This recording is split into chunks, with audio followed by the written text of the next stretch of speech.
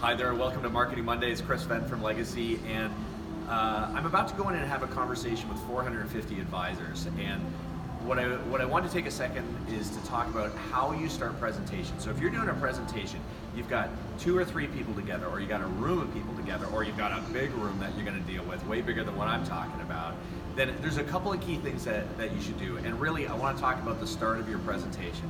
So you have 2 choices for the start of a great presentation. You can start with the word you. So talk to them right away.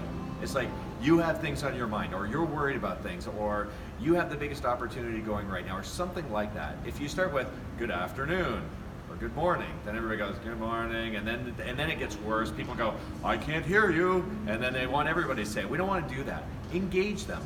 And what engages people the most is either their own name, which is tricky to do with hundreds of people, or the word you. Now your other option is to start with a question. And by a question, we want to talk about a balanced question. You're going to ask both sides of it. So you might raise your hand and say, how many of you, and give them a question. So how many of you have ever really thought about the future? So that's half of it, and some number of them are going to say yes. And then the other question is, how many of you haven't?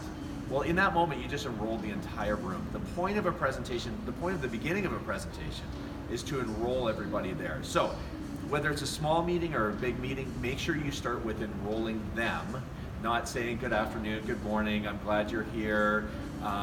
They're not interested in that yet because they're not engaged. They're not interested in the joke yet because they're not engaged. Get them engaged by using the word you or using a question that asks both sides, the positive and the negative. So welcome to a new week. I hope that helps, and welcome to Marketing Mondays.